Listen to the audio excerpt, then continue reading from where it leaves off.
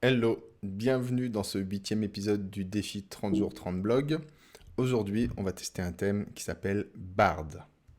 Bienvenue sur Planète WP, la chaîne pour devenir autonome avec WordPress. Donc comme d'habitude, pour décider si ce thème peut être un bon thème à utiliser si vous avez un projet de blog, eh ben, ce que j'ai fait, c'est que j'ai préparé un faux blog, un blog avec des faux articles. Et donc je teste des thèmes. Et donc l'idée de ce défi 30 jours 30 blogs, c'est de tester une trentaine de thèmes pour voir ceux qui sont intéressants à utiliser là pour cette année 2022 qui arrive. Donc là, pour encore, je pense, une petite dizaine de vidéos, je vais tester des thèmes que je connais pas. Comme ça me permet de découvrir aussi des nouveaux thèmes. Et puis en fin de ce défi, je vous proposerai quelques thèmes que j'ai tendance à utiliser assez régulièrement et que je connais plutôt bien. Et donc, autant dire qu'ils sont plutôt cool. Donc pour tester ces thèmes, il faut quelques critères qui me paraissent importants pour valider si le thème est intéressant à utiliser ou pas. Le premier critère, c'est est-ce que le thème propose des réglages typographiques assez fins. Pour moi, c'est important de pouvoir régler ces typos pour plusieurs raisons. Déjà parce que peut-être que vous avez déjà une charte graphique pour votre projet et du coup, le thème, vous allez l'installer pour ce qu'il propose au niveau des fonctionnalités des modèles de page. Mais si vous ne pouvez pas changer l'apparence de la typo pour mettre votre propre typo, c'est problématique. Ce que je vais regarder aussi, c'est est-ce qu'on peut gérer les couleurs du thème au global, toujours pour les mêmes raisons. Est-ce que le thème propose différents modèles de page? C'est-à-dire, est-ce qu'il propose juste la structure telle qu'il est quand on l'installe, ou est-ce on peut modifier cette structure? Ça, c'est important, parce que quand on n'est pas développeur, il faut pouvoir le faire. Et enfin, on va regarder s'il y a des options qui méritent d'être relevées, et des options supplémentaires, des trucs intéressants qui peuvent peut-être vous aider. Et ensuite, on va bien sûr contrôler que le thème soit complètement responsive. Ça, c'est super important. À ma connaissance, ça n'existe plus un site qui n'est pas responsive, mais sait-on jamais, peut-être que ça se dégrade pas très bien ou ça s'adapte pas très bien en mobile et du coup ça mériterait de le dire. Alors aujourd'hui, on va tester un thème qui s'appelle Bard, un thème que j'ai trouvé dans les thèmes les plus populaires. Donc on va passer sur mon écran. Ok.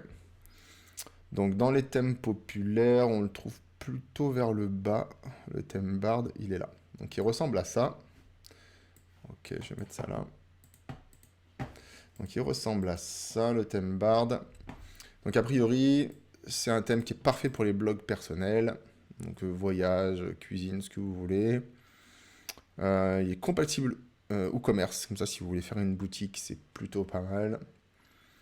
A priori bien documenté et facile à utiliser, même pour les débutants de WordPress. Donc ça peut être un bon point si c'est un projet que vous avez et vous voulez vous lancer en 2022 pour créer un blog. Ça peut être pas mal. Donc il dit qu'il est super responsive, blablabla, blablabla, des logos, des images. Alors il parle pas de typo. Ils disent qu'il fonctionne bien avec les constructeurs de pages, donc ça c'est cool. Elementor, Beaver Builder, Visual Composer, etc. Bon, tous les constructeurs de pages qui tiennent le coup. Ok. Donc c'était fait par WordPress Royal, donc c'est un éditeur de thèmes que je connais déjà un peu. Généralement, c'est de bonne qualité. Alors, ce qui m'a incité à tester ce site, c'est que la petite démo qui est là est plutôt propre déjà, je trouve, rien que de base. Et surtout, la petite fonctionnalité qui m'a fait marrer, c'est ça, pour avoir un article random. C'est-à-dire que si vous avez un blog avec beaucoup de contenu, bah, vous pouvez activer cette fonctionnalité, très certainement, on va voir. Et ça vous donne un article au hasard, donc ça c'est plutôt cool. C'est un genre de petit truc que j'aime bien. Il est quasiment en version 2, donc ça veut dire que ça fait un petit moment que ça existe. De toute façon, c'est édité par WP Royal. 25 votes, 4 étoiles et demie sur 5. Pour moi, ça mérite qu'on l'installe, qu'on l'active et qu'on regarde ce que ça donne. Ok, alors on va activer le thème et on va aller actualiser notre site. Ok. Alors par défaut, à quoi va ressembler notre site? Donc ça, c'est le précédent thème qu'on a testé. Donc là, si j'actualise, alors ok, donc je me retrouve avec ce gros haut de page ici, ce qui est cohérent avec la démo qu'on avait vue. Donc là, par défaut, vous voyez, moi, j'ai rien fait, hein. C'est le thème qui m'a mis cette image-là par défaut, donc il faudrait qu'on voit si on peut la gérer. J'imagine qu'on peut la gérer à un seul endroit pour tout le site. Mais en tout cas, rien que de base comme ça, moi je trouve que ça présente hyper bien. On a presque besoin de rien faire, on l'installe et puis c'est tout. On va quand même aller gérer ces histoires de typo. Ça, c'est plutôt pas mal. Alors là, on a une barre alternative ici. Donc là, ça va se gérer comme une sidebar, hein, donc comme ce genre de choses avec des widgets qu'on met ici. Ça, on va voir si on peut le désactiver. Il me semble que oui, sur les thèmes de WordPress Royal, on peut le faire. Ok, la recherche, ça fait comme ça, ok. Bon. Et la petite fonctionnalité d'article aléatoire, vous voyez. Est-ce que ça va fonctionner? Là, ça me met sur le post numéro 6 avec cet article-là. Donc toujours la même image. Ça m'a pas pris l'image mise en avant de l'article. Bon, là, on a des articles similaires. Et là, si je reclique là-dessus, ça va m'emmener sur un autre article en aléatoire. Article 4, ok. Plutôt cool. Alors, on va aller voir sur l'article 3, là, qui a une image mise en avant, si ça nous la prend dans le haut de l'article. Non, ok. Ok, bon, ben, let's go. Allons voir dans l'onglet de personnalisation, voir ce que le thème nous propose comme option. Ok, c'est bon, la page s'est chargée. Alors déjà, première chose qu'on remarque, c'est que Bard propose beaucoup ici de sous-menus de gestion pour le site. Donc on va pas tous les tester. On va se contenter de checker les points que j'ai évoqués avant, à savoir les typos, les couleurs et les structures de page. Si vous êtes intéressé pour avoir un test beaucoup plus complet, voire même carrément petite mini formation, on fait un live et on crée un blog directement avec le thème et on se fait tous les éléments du menu. Dites-le moi dans les commentaires si ça vous intéresse. Et on le fait. Alors déjà, ce qu'on peut voir, c'est qu'ici, on a un menu pour les couleurs. On va avoir un menu pour l'identité du site, donc c'est certainement là où on met le logo, etc. On va pouvoir gérer une barre haute, des mises en page générales, ça va être intéressant. Ah voilà, et c'est ça que je cherchais, la typographie ici. Alors après, vous voyez, on voit qu'on a quand même beaucoup de choses qui peuvent être gérées, donc c'est plutôt intéressant. On va pouvoir gérer les pages de blog. Alors est-ce que c'est les structures, des pages d'archives ou des articles seuls, on va voir après. Bon, on va peut-être commencer, on va les faire dans l'ordre. On va commencer par les couleurs. Ok. Alors donc, voilà, hein, c'est bien ce que je pensais. J'avais pas vu jusqu'à maintenant, mais Bard, là, c'est une version gratuite qui a l'air plutôt évoluée. Mais il y a une version pro qui existe, donc on peut aller faire un petit tour rapidement avant de commencer. Effectivement, souvent, comme ça, sur des thèmes qui sont plutôt canons, ce sont des déclinaisons de thèmes payants, hein. Et donc vous avez un peu moins d'options dans la version gratuite. Mais, euh, mais ça vaut souvent le coup de passer en version payante, puisque du coup on débloque toutes les options et on peut vraiment personnaliser à fond son site. Quoi qu'il en soit, ici, l'objet c'est plutôt de regarder la version gratuite. Alors au niveau des couleurs, on peut avoir une couleur d'accent, donc c'est celle-là. Sans surprise, c'est une couleur qui va être appliquée sur les liens, sur les boutons, enfin sur tout ce qui génère de l'interaction, hein. Typiquement, là, vous voyez, hop, on peut changer ça comme ça. C'est OK. Ah, vous voyez, ça a changé la couleur là aussi, ici. Ça change la couleur des liens comme ça. Mais bon, ça c'est le minimum. À mon avis, c'est plutôt pas mal. Couleur du texte d'en-tête, couleur de l'en-tête au survol. Donc OK, l'arrière-plan de l'en-tête, donc ce qui est ici. Et la couleur de fond de la page, donc c'est ici, on le voit pas forcément, mais effectivement, il y a une couleur de fond. Et on peut mettre une image. Donc, bon, au niveau des couleurs, c'est le minimum syndical. C'est plutôt bien, ça fonctionne, hein, vous voyez. Là, même les icônes prennent la couleur. Ok. Pour moi, c'est ok, hein, pour un texte gratuit. Qu'on n'ait pas plus de possibilités, ça me choque pas. Mais c'est le minimum syndical, ça fonctionne, ça fait le job. Au niveau des mises en page générales, alors effectivement, on retrouve les réglages qu'on avait déjà sur le précédent thème de WordPress Royal qu'on avait testé. Je vous laisse regarder dans les premières vidéos là. Effectivement, donc on va pouvoir gérer la largeur de la barre ici. On va pouvoir gérer notre layout de page de blog. Donc là, typiquement, si je vais par exemple ici, là, sur cette catégorie blog, ici j'ai la page de blog sur 2 colonnes. Donc je peux l'avoir soit en liste, soit en 2 colonnes. Donc voilà, là j'ai bien les 2 colonnes. Avec toujours la barre qui reste fixe ici. Là, vous voyez, on a déjà cette option ici. Ça, on en avait déjà vu dans la première vidéo. Donc là, sans surprise, on va retrouver les mêmes options. Largeur de l'entête, ok. Largeur des liens mis en avant, etc. Bon, ok. Donc c'est voilà, on va retrouver quelques réglages de mise en page C'est déjà bien plus que la plupart des thèmes, donc c'est plutôt cool. Bon là on va laisser cette mise en page là, de toute façon on ne pourra pas faire grand chose de plus. Alors on peut peut-être activer le style de liste, comme ça, voir ce que ça donne pour les pages de blog. Donc les pages de blog, c'est les pages d'archives qui listent en fait tous les articles qui sont rangés dans une catégorie. Donc la page de blog se présente comme ça sous forme de liste, ce qui est plutôt pas mal. Alors il n'y a pas d'image de remplacement quand c'est vide dans l'article, mais ça se présente plutôt bien. Et donc là par contre, j'ai pas les options pour gérer ça. Alors on va le laisser sous forme de liste et on va voir si on trouve des options ailleurs. Alors ce qui est cool là, c'est que effectivement si on a besoin de savoir ce qu'on peut faire là-dedans, comment on peut régler ça, etc., on a directement le lien vers la documentation. Donc ce qui est plutôt bien. Et au niveau des mises en page, alors on va aller voir sur les pages de blog. Ah ouais, c'est ça. Donc c'est un peu étrange ça qu'on ait les options à différents endroits, mais pourquoi pas. Donc effectivement, voilà, sur la page de blog, donc sur une page comme ça de blog, donc, on a mis en format liste, et là on a l'extrait de l'article, et on pourrait l'enlever et faire le premier article en pleine largeur. Alors ça je ne l'ai pas fait, ça je ne l'ai pas, mais ça doit être sur le format grille. Par contre, effectivement, voilà, on peut afficher ou cacher certaines choses. Là, par exemple, si on veut cacher la date, on peut la cacher. Si on veut cacher l'auteur, on peut le cacher. Ça peut être pas mal au niveau des mises en page parce que on n'a pas le choix, trop le choix de la mise en page. Par contre, on peut choisir ce qu'on veut afficher ici. Par exemple, si on voulait avoir une mise en page plutôt minimaliste, on va dire, là, on peut tout décocher et garder simplement le titre de l'article avec son résumé. Voilà, comme ça, avoir quelque chose de plutôt minimal comme ça peut être intéressant. Donc là, les articles similaires, on ne les affiche pas, mais bien entendu, si on les met en aléatoire ou similaire, ils vont certainement apparaître quelque part. Alors la différence qu'il peut y avoir entre aléatoire et similaire, aléatoire, ben, ça porte bien son nom, ça vous prend des articles random dans le site. Et similaire, ça affiche des articles qui sont souvent rangés dans la même catégorie. Donc pour moi, c'est plutôt OK pour les réglages de mise en page. Sachant qu'on peut aller voir là dans la navigation principale. Vous voyez ici, là, on peut gérer l'alignement gauche, droite, centre. Afficher l'icône de colonne latérale ou pas. Donc cette colonne latérale qui, moi, me servirait pas, par exemple, ici. Afficher l'icône de l'article aléatoire, on va le gérer ici. Donc ça, par contre, je trouve ça plutôt stylé. Moi, ça, c'est un truc que je garderai.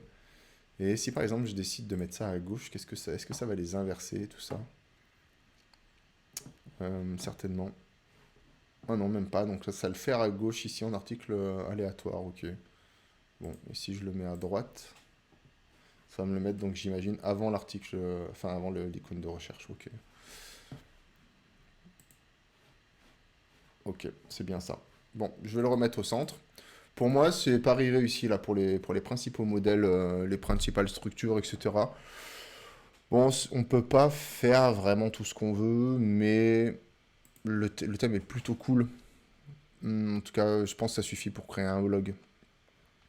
Ça suffit pour créer un blog à mon avis. Alors, article unique, il est là, voilà, c'est ce que je cherchais. Alors, si par exemple je vais voir cet article unique là, ok, bah, je vais avoir les mêmes genres de réglages. C'est-à-dire que je vais pouvoir seulement afficher ou cacher des éléments dans mon article unique, mais je vais pas pouvoir gérer des mises en page différentes. Par exemple, si je voulais ça, le faire à gauche, je pense que je peux pas le faire ici. Alors, par exemple, si je décoche l'image mise en avant, celle-là va disparaître. Est-ce que je mets la lettrine qui est ici? Est-ce que je la mets pas? Est-ce que j'affiche les catégories, la date, etc. etc. Ok. Pour moi, c'est ok, ça fonctionne. Article, article similaire ou aléatoire, si je les mets en similaire.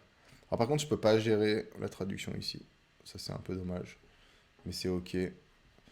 C'est ok, ça fonctionne. Pour moi, ça remplit largement son rôle. Au niveau des couleurs, c'est ok. Au niveau des mises en page, c'est ok aussi. Des mises en page, des structures de blog et des articles uniques, c'est ok aussi. Petite mention là pour cet article aléatoire. Ça fonctionne, c'est ok pour le moment. Au niveau des typographies. Alors on va pouvoir gérer les typos du logo. Si j'avais un logo, juste un texte écrit. Bon là il s'avère que c'est une image, mais je pourrais avoir un texte écrit. Et par contre, je peux gérer les polices de la navigation qui est ici, mais c'est à peu près tout. Je peux pas gérer, a priori, les polices du texte. Alors ça, c'est problématique, par contre. On va essayer de voir si on peut pas trouver ça quelque part. Peut-être dans l'identité du site.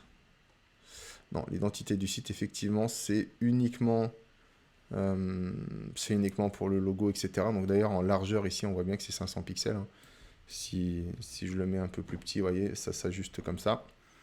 Le titre du site, il est pas masqué. Afficher les icônes sociales, j'en ai pas mis. Mais j'ai vu qu'il y avait ici les réseaux sociaux. Ça y est, je l'ai perdu. Ils sont là, les réseaux sociaux. Donc vous voyez ici, hein, si je mets une URL ici pour Facebook, elle va certainement apparaître quelque part ici, j'imagine.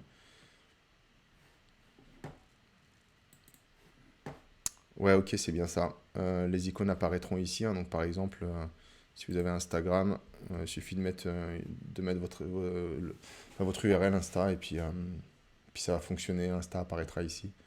Alors par contre, j'ai pas de hover là-dessus. J'ai pas la couleur qui est prise. Mais c'est ok, ça fonctionne. Voilà, petite option sympa. C'est plutôt cool. Ouvrir les liens sociaux dans une nouvelle fenêtre. Ça, c'est une petite option aussi un peu sympathique. Ouais, c'est plutôt pas mal. Une bonne surprise, ce petit thème. Pied de page, préchargeur. Au niveau du responsive, qu'est-ce qu'ils nous disent? Ok. Fusionner les menus hauts et menus principal. Donc là, si j'avais une barre haute dans laquelle je peux certainement mettre des menus, j'aurais pu les fusionner tous les deux. Ça, c'est vraiment cool. Ça évite d'avoir une navigation en mobile qui est compliquée. Bon, ça, c'est les... Ok, il n'y a rien de particulier. Bon, par contre, au niveau des réglages de typo, c'est vraiment nul. Alors, vous voyez, ici, je peux même pas choisir mes typos. Donc ça, par contre, c'est vraiment nul. J'ai le choix contre ces 4 typos-là. Donc ça veut dire que si vous aimez ce thème, il faut le prendre avec ces typos et pas faire trop la fine bouche, ou alors faire du code, ou acheter la version pro. Hein. Version pro, d'ailleurs, qu'on n'a pas regardé. Version pro... bon, un mode dark, white, avec... on peut gérer toutes les couleurs, on peut gérer toutes les typos. Typographie 1, 2, 3, ok. Alors, je sais pas si on peut vraiment bien gérer les typos. Alors, couleur illimitée. On peut customiser le header, le content, le footer. On peut importer des démos, ça c'est cool. Voilà, là on peut gérer toutes les typos Google. Ok, bon bah, on a des grilles de layout pour les blogs, donc c'est-à-dire en format grille, etc. Donc sans surprise, hein, si on veut avoir toutes les options disponibles, il faut prendre la version pro. Version pro qui coûte certainement une soixantaine de dollars. Soixantaine de dollars, ça peut être un bon plan, hein, vraiment, je le répète souvent dans les vidéos, mais bon, moi là, je n'ai pas de lien affilié là, pour ces thèmes, mais concrètement, un thème qui coûte 60 dollars, c'est ok. Hein. Alors même pas, la licence régulière c'est 30 dollars quoi. Et c'est 90 dollars pour la licence étendue où on paye qu'une seule fois. Et puis on a du support, etc., etc., un nombre de sites illimité, etc. 30 dollars pour avoir toutes les options lifetime avec des mises à jour à vie, etc. C'est cadeau quoi. Faut vraiment pas hésiter si vous aimez ce thème, que vous l'utilisez, que vous avez vous avez besoin des options, notamment au niveau des typos, ben, franchement, payer 30 dollars, faut y aller, quoi. Bon, j'ai vu qu'il y avait une animation de préchargement, donc ça peut être intéressant, on va voir ce que ça donne. Au niveau des petites options à mentionner. Ouais, ok, donc là on avait la petite animation de préchargement, vous voyez, on va prendre un article random, on va avoir un petit truc là, une petite animation bleue. Bon, on peut pas on peut pas la changer dans la version gratuite. Voilà, hop, petite animation. J'imagine qu'en version payante, on peut le faire. Il faudra aller checker. Bon, ça me paraît pas mal. Par contre, ce qui m'embête, c'est l'image d'en-tête. Voilà, je voulais voir où est-ce qu'on pouvait changer cette image d'en-tête. Alors effectivement, cette image d'en-tête, on peut la changer. Mais, alors on a une petite option de parallaxe. Ça peut être intéressant. Et si on veut plus d'options, bah forcément, il faut qu'on ait la version pro. Bon, c'est OK. En tout cas, cette image d'en-tête, si vous voulez créer un blog, c'est OK. Hein. Vous ajoutez votre propre image d'en-tête. Bon, là, on va garder celle-là au niveau lifestyle, c'est OK. Hein, mais on pourrait même avoir des en-têtes aléatoires. Là, par exemple, j'ajoute une nouvelle image. Je sais pas, on va prendre celle-là. Bon, elle va être un peu dégueu, hein. On va la recadrer comme ça, parce qu'elle est petite, hein. Du coup, le thème, en fait, peut prendre une des deux images ou les trois images en aléatoire, hein. Donc ça, c'est plutôt intéressant. Donc là, ça va me prendre la mienne, hein, forcément, quand ce sera réactualisé. Mais, euh, mais pourquoi pas. Vous voyez, là, ça prend la mienne. Et si je fais en tête aléatoire, est-ce que je peux en avoir plusieurs en aléatoire? Ok, alors je vais rendre aléatoire les ancêtres suggérés.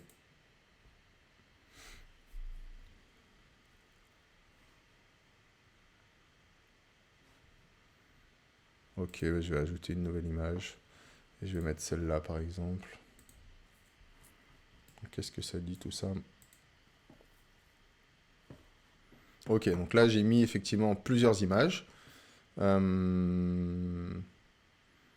Et très certainement que ça va me les prendre en aléatoire. Donc là, j'ai celle-là.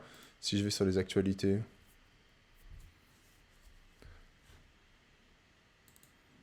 ok, ça m'a pris la même. Si je vais sur mon article, ah, j'ai pas, non, j'ai pas, si je clique pas sur l'option, ça risque pas de fonctionner. Ok. Bon, voilà, petite option un peu sympathique. Bon, ça, ça reste du standard, hein, sur les thèmes. Ok, ça fonctionne. Sur les thèmes WordPress. Donc, c'est plutôt pas mal. Pour moi, c'est plutôt pari réussi pour ce thème. Voilà, c'est un thème que je peux vraiment vous conseiller, hein. Thèmes de WordPress Royal, souvent, sont plutôt bien foutus. Donc, eh ben, pour moi, c'est un oui, mais. Alors, c'est un oui parce que on peut gérer les couleurs à peu près comme on veut. On a pas mal d'options pour les réglages de mise en page, même si on est plutôt contraint par les mises en page que le thème nous propose, en tout cas en version gratuite. C'est un grand oui pour toutes les petites options supplémentaires, notamment l'article en random qu'on retrouve, la colonne latérale qui s'ouvre là sur le côté si on veut utiliser des widgets, etc. Donc ça, pour moi, c'est un grand oui. J'ai pas testé le responsive, on va aller le tester après, mais par contre, c'est un non sur les typos. On peut pas gérer les typos en version gratuite. On est obligé de prendre la version payante. Donc pour moi, c'est un grand non. Là, c'est carton rouge. Ça, c'est pas possible. Il faudrait qu'on puisse à minima au moins gérer les typos des titres et les typos du corps de page. Alors après, bon, bah, c'est un choix de l'éditeur. C'est pour vous faire prendre la version payante. Mais je le répète, une version payante à 30 balles, il n'y a rien à dire. Si je vais tester le responsive, ça dit quoi du coup? Alors, si j'actualise ici, du coup, ça va me prendre une première image en aléatoire. J'ai bien mon petit chargement ici qui se lance, donc ça c'est cool. Alors, si je regarde ce que ça donne, donc là on est sur un article de blog. Voyons voir. Si je réduis, on va laisser la page se réactualiser. Ok. Alors donc j'ai le même menu que le thème qu'on avait testé l'autre jour. J'ai toujours mon petit bouton random ici. J'ai toujours ma barre de recherche qui fonctionne. L'article est vraiment propre. Ok. Si je vais voir sur une grille d'articles de blog, qu'est-ce que ça me dit? Bon, on a toujours notre chargement. Ça rame toujours autant avec l'enregistrement de l'écran. Mais les articles de blog se comportent plutôt nickel en responsive. Pour moi, c'est ok, il n'y a rien à dire, hein. Ça fonctionne hyper bien. Le haut de page, il est là. La recherche est là. Bon, ça, c'est dommage, on ne peut pas gérer la couleur. Du coup, c'est plus lisible, mais c'est ok. Pour moi, c'est un grand oui aussi pour le responsive, là. En tout cas, juste pour un blog simple. Après, de toute façon, si vous créez des pages, des structures de pages avec Elementor et compagnie, ce sera responsive. Donc, si le thème déjà de base est bien responsive, ça va bien se passer globalement. Donc, pour moi, c'est un oui, mais voilà. Donc, un grand oui si vous êtes OK pour prendre la version pro de ce thème à 30 $. Si vous gardez en version gratuite, vous avez pas mal d'options. Par contre, il faudra vous contenter des typos qui sont proposés. Avant de terminer cette vidéo, ça me laisse l'occasion de vous parler du programme gratuit, bien entendu, installer WordPress facilement. Donc c'est une formation qui fait à peu près 3 heures, dans laquelle je vous apprends comment vous pouvez installer WordPress assez facilement pour démarrer votre projet. Donc soit vous l'installez, soit vous demandez l'installation directement à quelqu'un pour qu'il le fasse pour vous. Donc ce quelqu'un, c'est qui? C'est un hébergeur chez qui vous allez acheter un endroit pour rendre disponible votre site sur Internet, souvent avec un nom de domaine. Donc ça, je vous explique comment ça se passe, et donc je vous montre comment vous pouvez demander à votre hébergeur qu'il installe WordPress pour vous facilement. Et si vous voulez, je peux vous montrer aussi comment on fait pour installer WordPress directement sur sa machine. Comme ça, vous pouvez travailler en amont votre site Internet sur votre propre ordinateur. Il n'est pas consultable sur Internet, il sera consultable que sur votre ordinateur. Donc c'est assez facile à faire, il y a un petit logiciel à installer. Après, on installe WordPress, on fait ça pas à pas ensemble. Alors comment rejoindre cette formation? C'est assez simple. Vous allez sur planetwp.com, vous cherchez la formation Installer WordPress facilement. Donc vous voyez, vous avez toutes les infos sur cette page, tous les chapitres de ce qu'on va apprendre dans cette formation.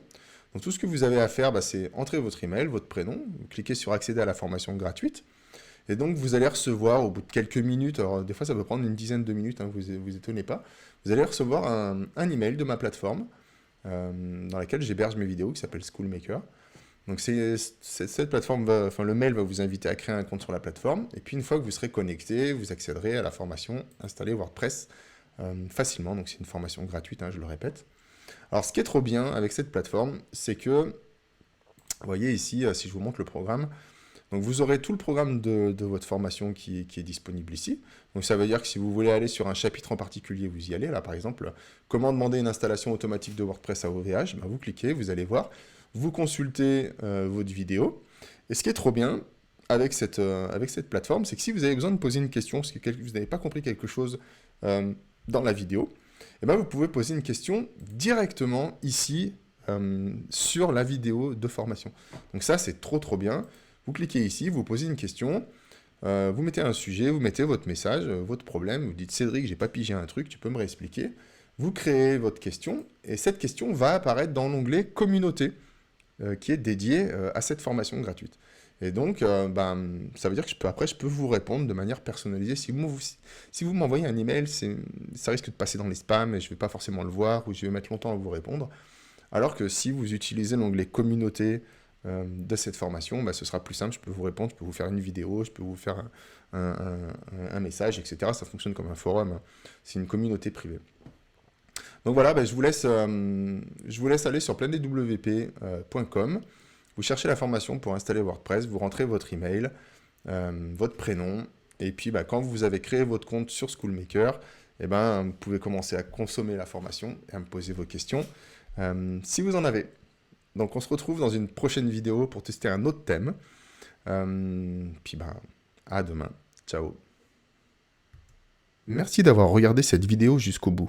Rendez-vous sur planetwp.com pour retrouver toutes les formations dédiées à WordPress. Pensez à vous abonner et on se donne rendez-vous dans une prochaine vidéo.